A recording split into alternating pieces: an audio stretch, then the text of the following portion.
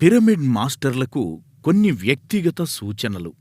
Pyramid మాస్టర్లందరూ మేలిమి ముత్యాలు.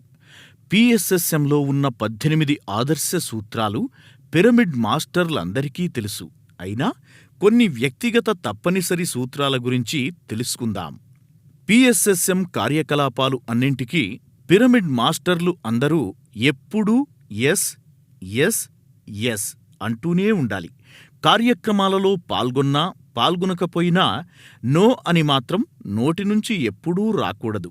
చేతనైతే సహాయం చెయ్యాలి, లేకపోతే మౌనంగా ఉండడం నేర్చుకోవాలి.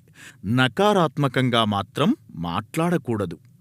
ఎప్పుడూ ముఖం మీద చిరునవ్వు చిందులు వెయ్యాలి. అందరి పనులను తామే చేస్తూ దాని క్రెడిట్ను మాత్రం అందరికీ పంచాలి.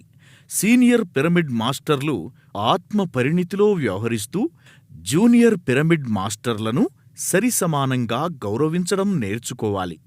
కలసి ఉంటే కలదు సుఖం అని సదా గుర్తుంచుకోవాలి. ఎప్పుడూ పరిసరాలను శుచిగా ఉంచాలి.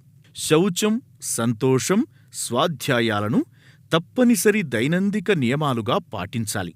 భౌతిక అవసరాలైన నిద్ర, భోజనాదులను క్రమం తప్పకుండా తగ్గించుకుంటూ ఉండాలి.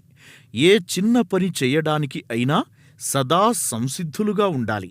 రాత్రనక పగలనక 24/7 కష్టపడడం నేర్చుకోవాలి.